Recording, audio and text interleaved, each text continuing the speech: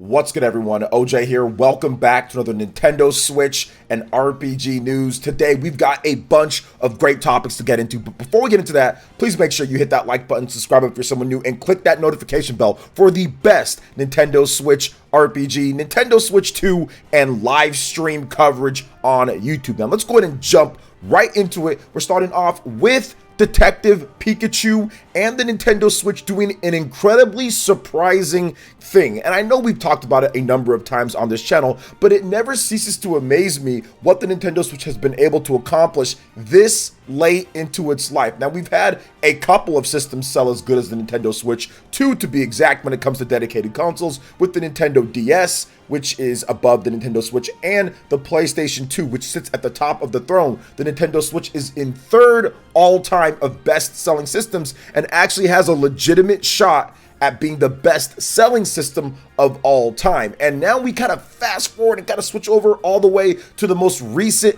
Famitsu sales. Now, the cool thing about Famitsu, for those who don't know, if you're new to the channel, we actually get numbered weekly sales updates from Japan. Now, this is something that we do not get for the other major markets like Europe or the US. It's all under NDA where you can't say the numbers. Some people have access to it, but you can't say it. Whereas in Japan, we get those numbers all the time, every single week. Now, for the past week, they go over software and hardware. So the past week was October 2nd, 2023 to October 8th, 2023, and something pretty major launched during that time span. That was the brand new Mario Red OLED Nintendo Switch, and people really didn't have too high of sales expectations for this Switch. Heck, it's just a red Nintendo Switch OLED with some coins on the back that you can't see and a little Mario insignia. I mean, people didn't really think too much of it. Well, apparently it was a big deal because in Japan, that system sold over 100,000 units, or at least it helped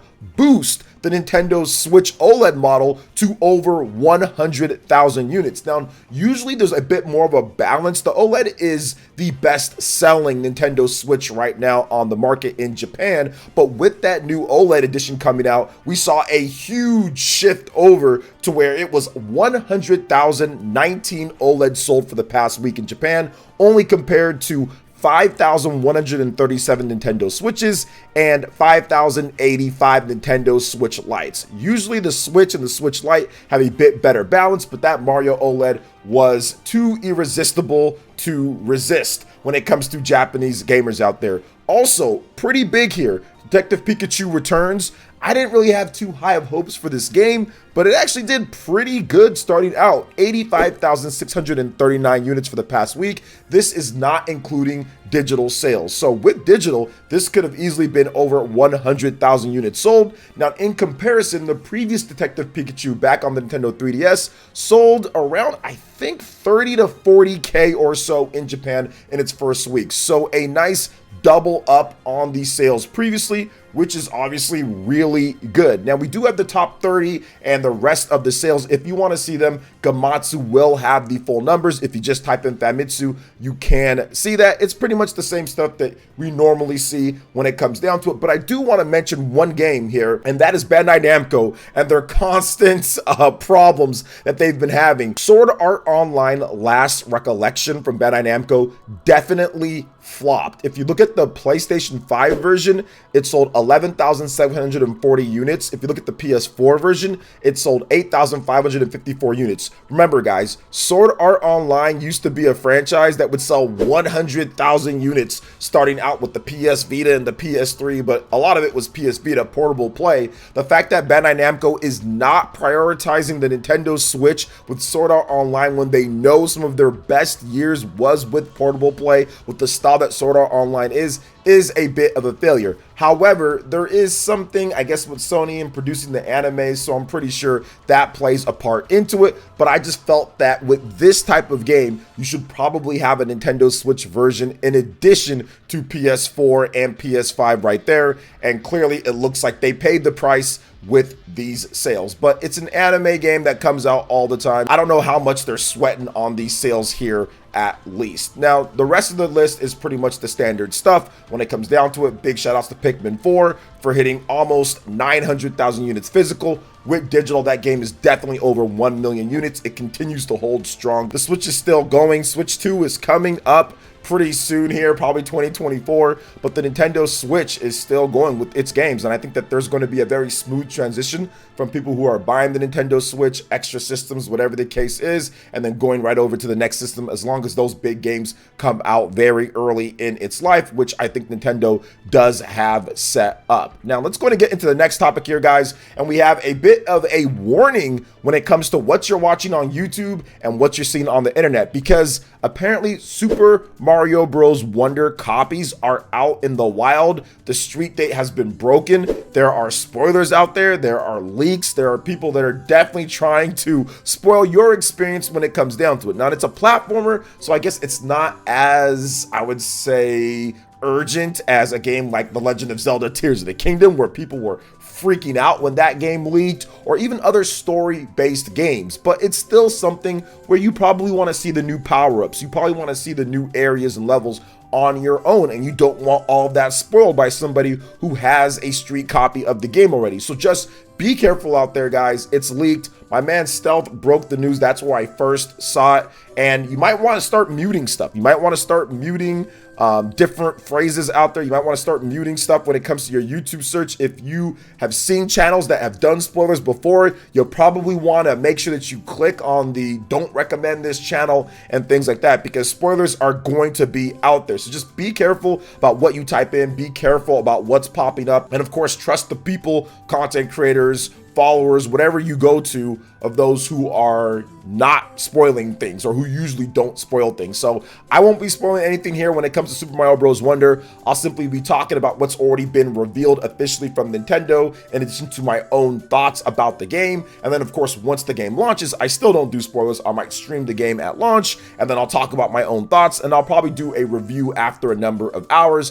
where there will be some slight spoilers in there. So rest assured, PlayerEssence won't be doing any of the spoiling around here, but I'm really excited for the game. Now, if you haven't seen my top 25 most anticipated games for 2023 to end here, and 2024, with a majority of them being 2024, check that video out. Super Mario Bros. Wonder is very high, but I bet some of you guys who haven't seen the video won't be able to guess where I put Princess Peach Showtime. So Mario is back, bigger and better than ever, whether it's a side story with Princess Peach or it's Super Mario Bros. Wonder. But just be careful for those spoilers out there, because they are out there in the wild. Like always with games leaking from Nintendo, this has happened all generation, and I hope Nintendo has some type of solution for this when it comes to next generation, because they need to get that fixed up. Now, going from one big platformer giant to another, and that is Sonic Superstars. Once again, street date has been broken. We have a leak here as well, and unfortunately, it's with Sonic Superstars in addition to Super Mario Bros. Wonder. So watch out. Same type of precautions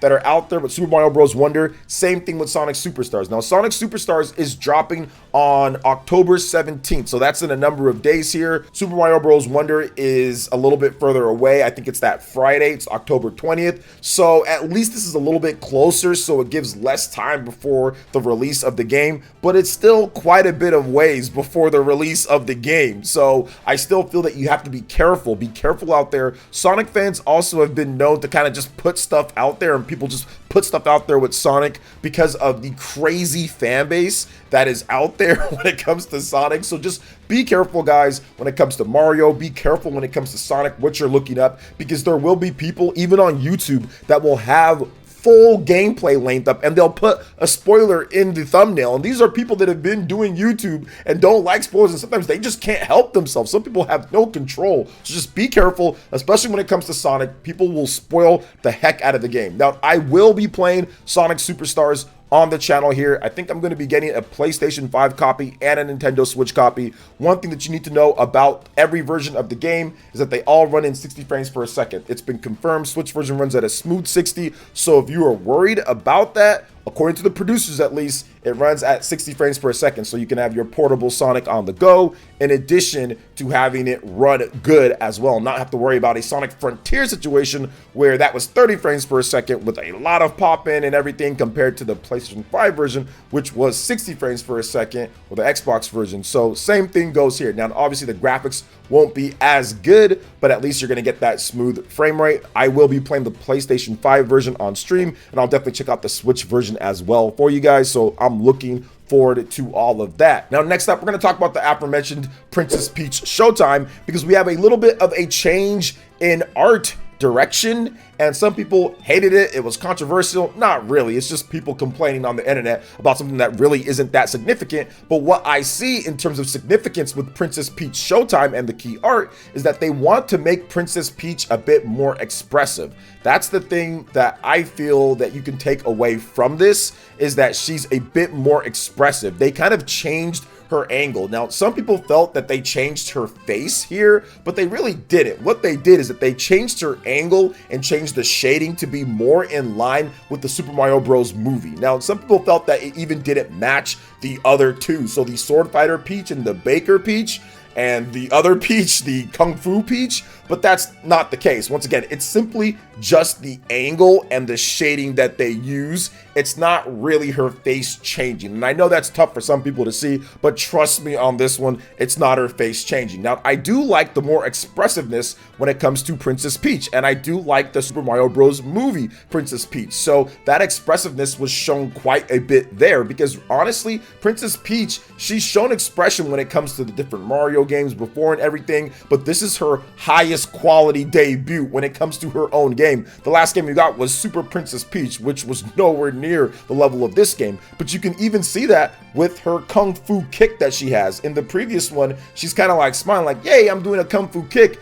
but in the new one, she's like, oh no, I'm doing a Kung Fu kick and I'm about to Kung Lao you and like rip you in half or something like that. I'm about to kick right through you. So I do like that they do have that more expressive nature from Princess Peach when it comes to each one of these pictures, or at least with the new key art in the middle, in addition to the Kung Fu Peach as well. So I guess that's going to be reciprocated in the game. There's going to be a lot of cool facial expressions. There's going to be a lot of reactionary stuff, because Princess Peach is going to be put in various different types of situations where she has to do different things in different outfits and in different scenarios and plays and stages. So I like this. It reflects that they are looking at the attention to detail when it comes to this game. And I don't think that Princess Peach Showtime is going to be some type of crazy game of the year or anything, but to me, it's one of the most intriguing games Nintendo has made in quite some time, because we don't know what exactly to expect with this game. Overall, we don't know exactly how it's going to play completely.